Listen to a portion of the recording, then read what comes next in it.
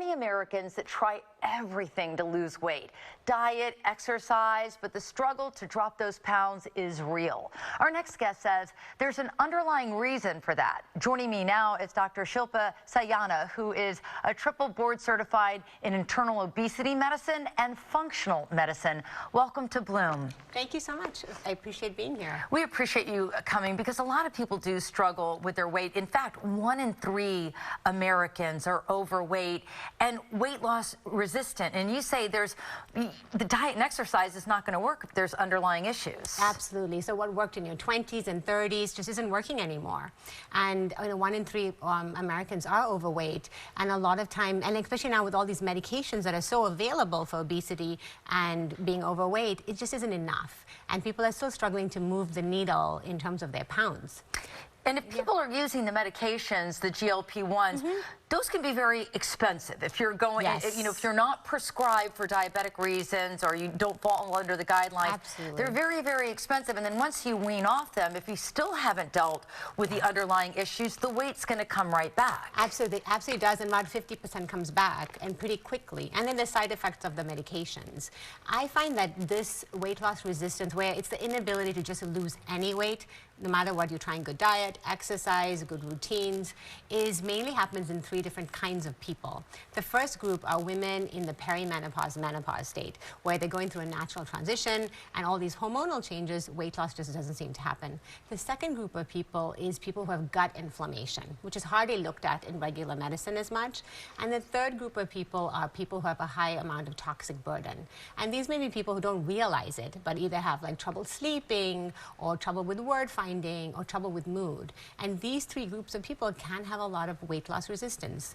So it's important to look deeper and figure out what is your root cause.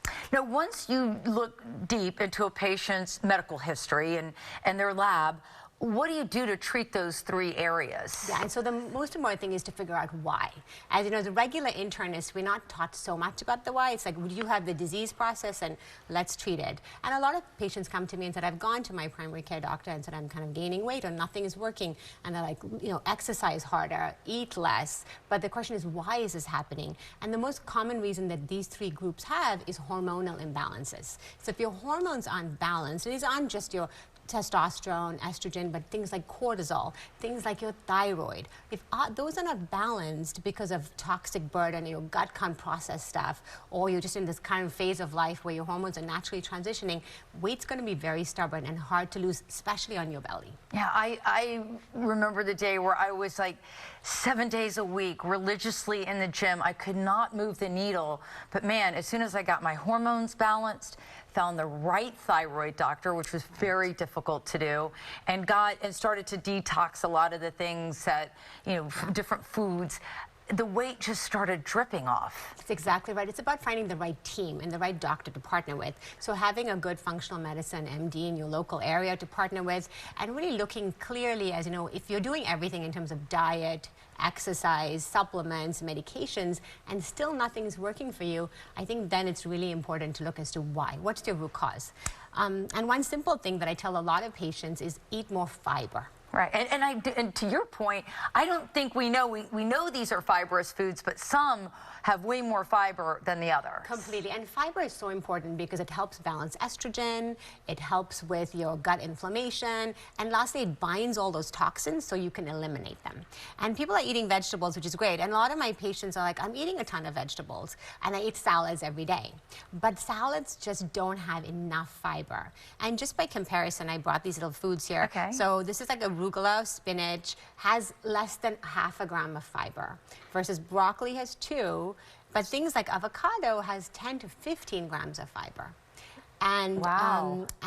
This is black beans, and just one little bowl of black beans has 15 grams of fiber. So if you could just keep black beans in your fridge, keep avocado handy, add it to your salads. Add some herbs, add some lemon, make it yummy and exciting, but just add more fiber, because most Americans eat less than 10 grams of fiber a day. Really? And we need 30.